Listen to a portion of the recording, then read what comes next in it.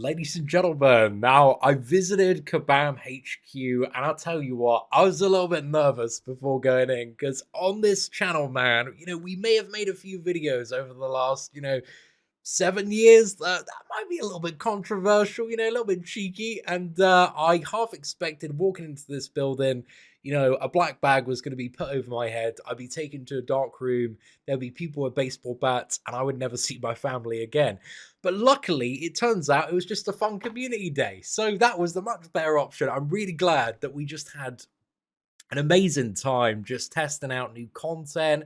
We got to play raids, we got to play Necropolis. I played around with Kashala as well. Kashala's like actually insane, man. She's really, really good. Don't know if she's going to be slightly adjusted because she's like phenomenal when we were playing around with her. But yeah, just did a load of new testing.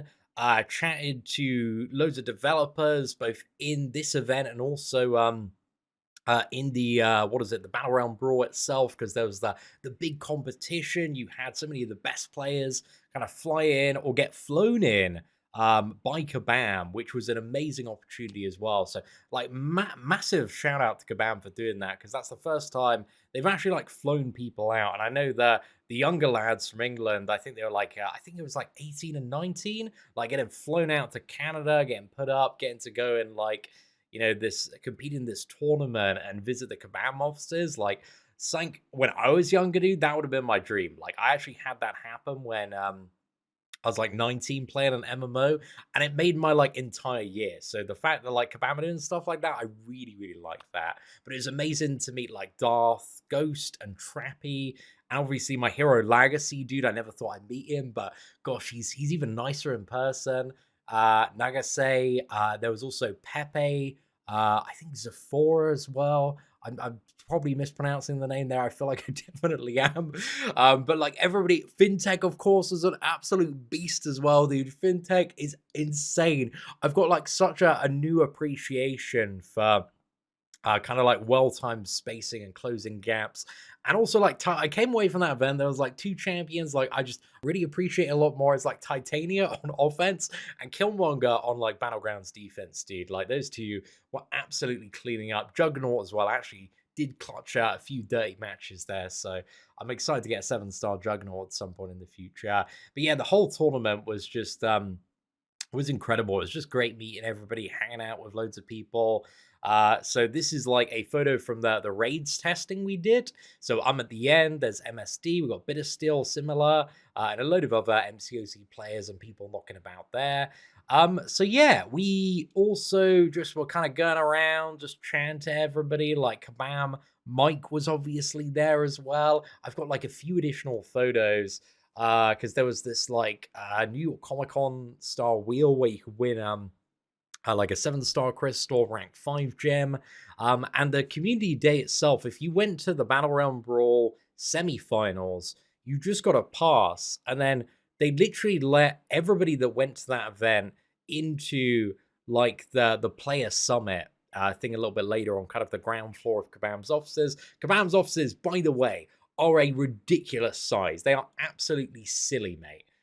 So this is like kind of, they had like 2 floors in one. It's like a big auditorium and then like a kitchen and a dining area behind this, and another little bit where they were like serving food and you had iPads and you could play Necropolis. And then off the left hand side there were like meeting rooms, and that was where I was in the previous one, and it was just huge. Like the photo doesn't do it any justice, but this is just like the ground floor of their offices. And then above that, they've got, I think it's like 3 or 4 more floors, something like that, where they have like 500, 600 people fully employed, not all work in office because there's a lot of remote working and stuff.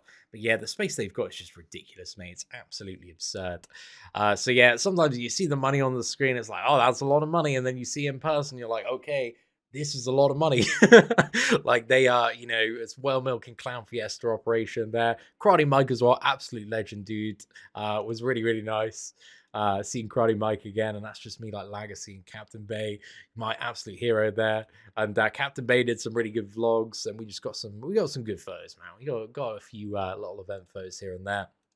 But anyway, going back, there was also lots of Brian Grants that continuously spawned throughout this event. So there's kind of one of these, and then there were like 2 of them, and then I think there was like 4 at one point, and then it was revealed that one of the Brian Grants was in fact Brian Grant. So I didn't see that one coming. I thought like Brian Grant couldn't make it, but it's such a Brian Grant thing to add in like 3 decoy Brian Grants before adding in the 4th Brian Grant that's actually Brian Grant. So yeah, it was great seeing Brian. Me and Brian just we nerded out about World of Warcraft, man. We're both like classic World of Warcraft nerds. So it was great catching up.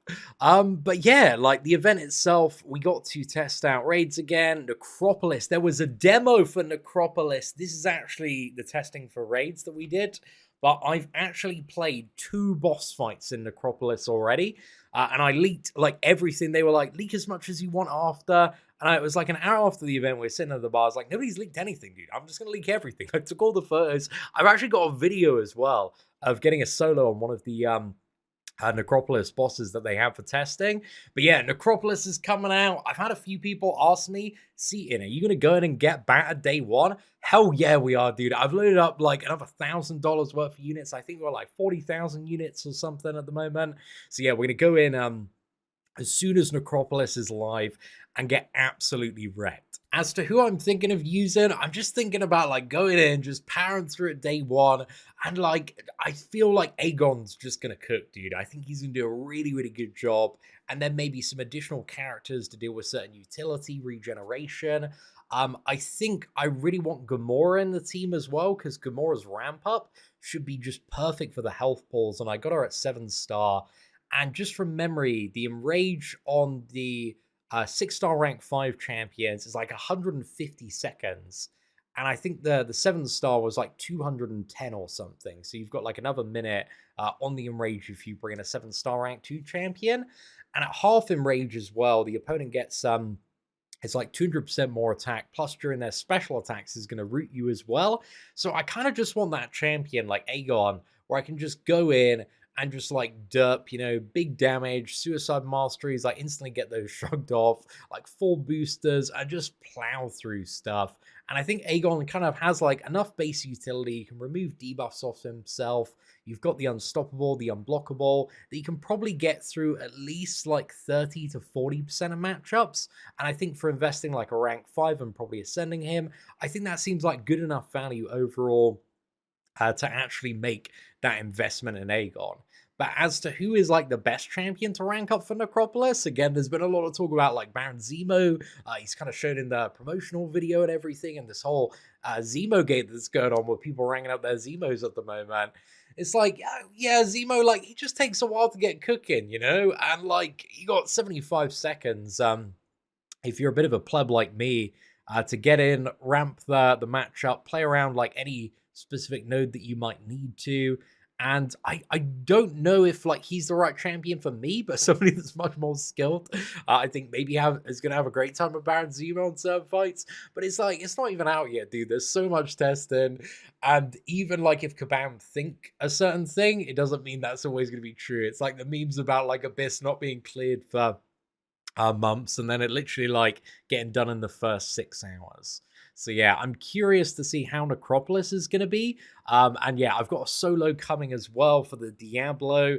Out of these 2 testing, Airwalker was by far the worst. You got to knock this man down like every 15 seconds, or he like Giga heals.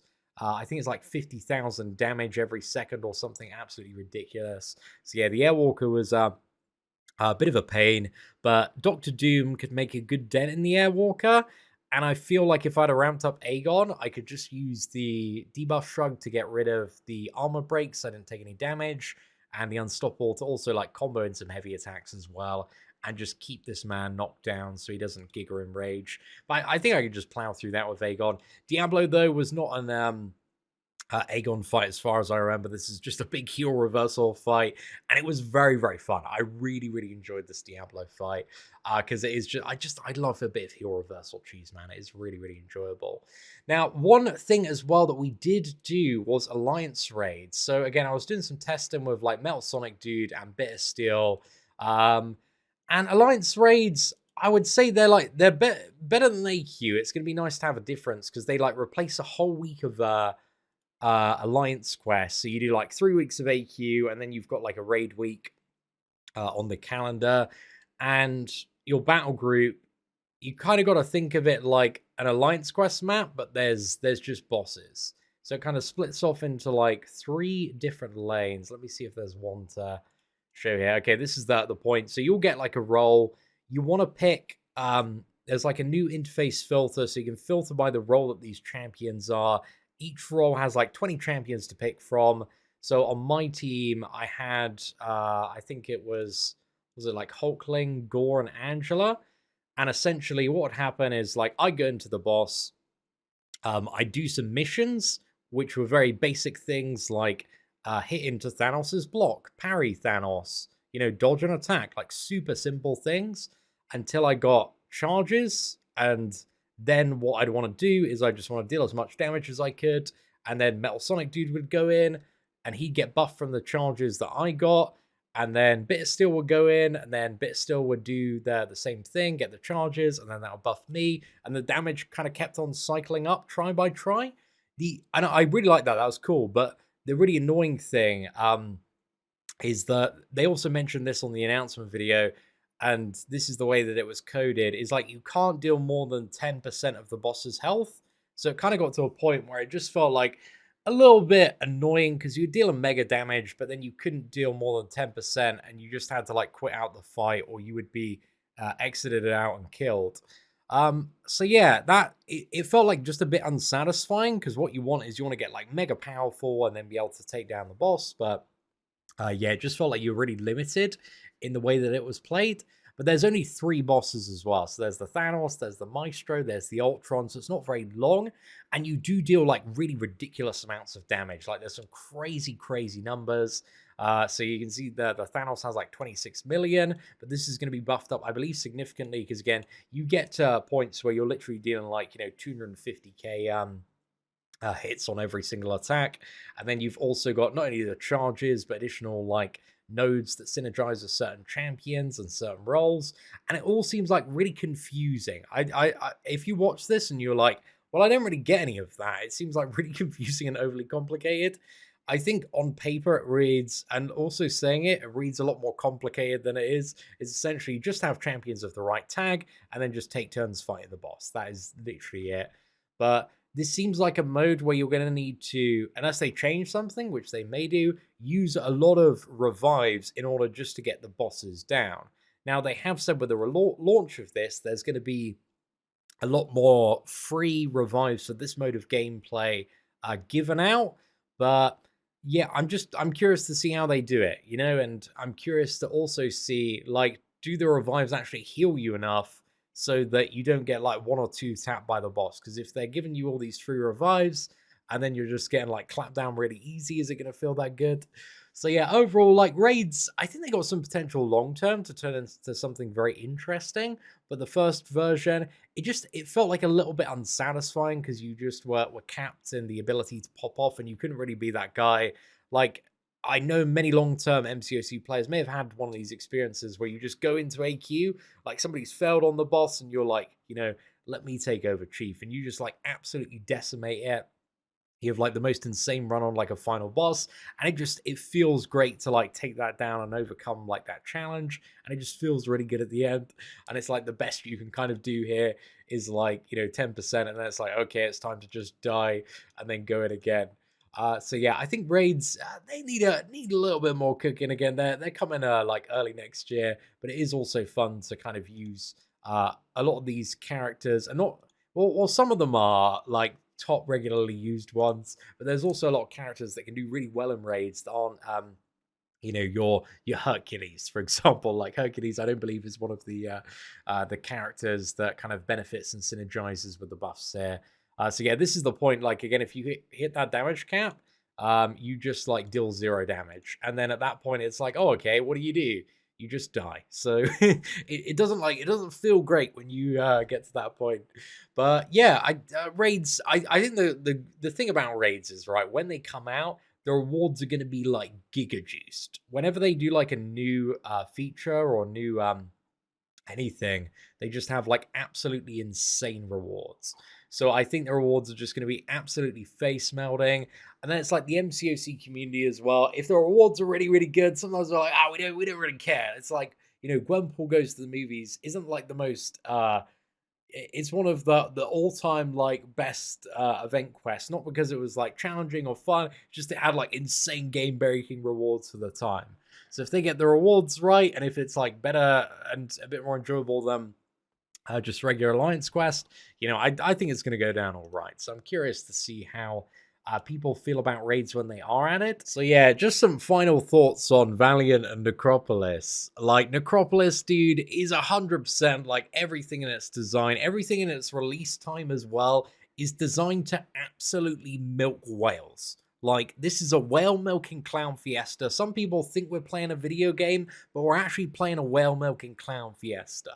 This is coming out 2 weeks before Cyber Weekend, conveniently. So if you want to get through this, if you want to get Valiant, you want to get that big Gigadong prestige, you just got to hit those unit offers raw, ideally through the MCOC store, get your Namor Sunken Treasure, your 7,000 units Giga Bundle, and just absolutely churn through the Necropolis. So yeah, they know what they're doing 100%, dude. And then like friggin' Cyber Weekend's gonna come around, and that's gonna be, what is it, the friggin' banquet event at MTU units after that. They've run this play many times, man. Kabam know exactly what they're doing in regards to everything ahead and the release timing of absolutely everything.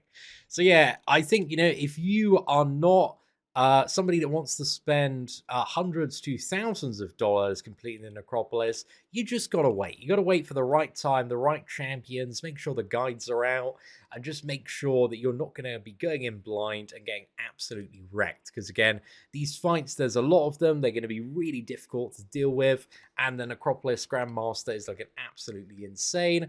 And also just wait on ranking up stuff as well, because some champions may be absolutely amazing. Like Zemo might be really, really good if you're a super skilled player. You can play against, all, let's say, like 14 of the different opponents and their nodes perfectly, and you're just mega talented at that. But maybe for the average pleb like myself, or just anybody else out there, maybe just like plowing with Aegon's going to be a better option, or maybe because I don't think there's any stun duration, maybe Domino Heavy is going to be a viable option. Like, that's something I've kind of been thinking about as well. Maybe 7-star Domino, just spamming heavy attacks. Maybe that's going to work for about half the fights or something.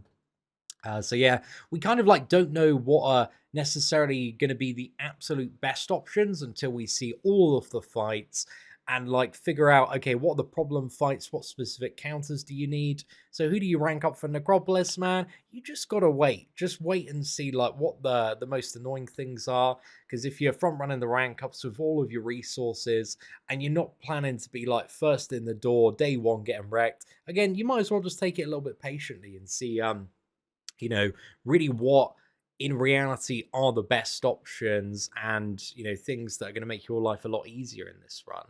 So yeah, I'm super curious to see how Necropolis turns out. Again, I think it's gonna be fun. I'm excited for a new piece of content like this. It's been like 3 years, 3 and a bit years now since the Abyss of Legends, which was a really enjoyable time at launch. So yeah, I'm excited for it. I think there's going to be like a lot of interesting champion showcases. I always like the really obscure solo videos and just people doing things that you didn't think would be possible. I think that the really good players at this game are like a lot better than they were when like Abyss came out. So the potential for all sorts of just wild solos and things to happen in Necropolis across the board are very, very exciting. Not to mention the rewards are incredibly spicy as well. So yeah, I'm looking forward to jumping in and plowing this down day one.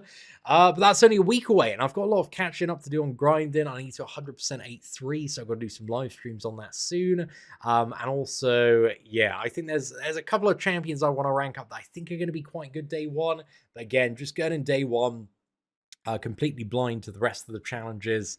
I'm just hoping that I can get together a team that with like enough units thrown at it, I can just plow through like anything that's going to be a problem in my path. But yeah, we'll see what happens with Necropolis. I'm sure that's going to be an interesting one. So yeah, overall, there's some cool stuff coming. I'm really excited for Necropolis, but I'm so happy that we've kind of got to a point, with the content creator program and the level of communication between the developers and the community has just got to a level that 5-6 years ago you just did not think would be possible. Like, things were a lot more locked up, a lot more tense back then, And it's just great to see kind of everybody coming together, having a nice time, putting any sort of like, differences aside that people may have had in the past, and just having a bit of fun, playing some content, hanging out, and just enjoying what we all love, which is Marvel Contest of Champions, man. This is, it's been a journey playing this game, man. It really has. And like all of the things that have happened with patches, updates, community events and drama and exciting things that have happened and competitions and all sorts of things throughout, the last 7, 9 years have just been, it's been mad, dude. Like looking back on everything and how far, everything's come since, 5-star champions and patch 12.0 and kind of doing like original tier list and Parents Garden. It's just mental, mate. Absolutely mental. And just to see like everything coming together in their own venue, doing their own tournament. It's their first time doing it. It was still really good. There are a few audio problems and stuff they won. But overall, the event was amazing, and I'm just so glad that opportunities there for people that play this game to just have like a really cool experience, kind of get flown out, get to compete on stage, and just hang out with everybody. Because these events, they're always so weird, and they're always so fun and special. Like just seeing everybody in person, like this sounds so cheesy, but just where I've known like so many people and gone to Comic-Con with them, even going back to like 2017, it's like a family reunion. It's just so cool hanging out with everybody and just nerding out about all of these random things that have happened in like the last 7 to 9 years. It is just like crazy, like the amount of history that this game and this community has. And yeah, I'm probably being a bit too soppy at the moment. So yeah, thank you to everybody that came out. It was great meeting everybody as well. And yeah, I really hope Kabam do something like this next year. Again, Necropolis stream next week, dude. I need to get my ass into gear. I need to get stuff sorted. I need to get 300% done. So yeah, expect some more uploads and live streams coming soon. But if you did enjoy today's video, please do smash that like button. That'd be greatly appreciated. Thank you all very much for watching. Take care, and I hope you have an absolutely fantastic day.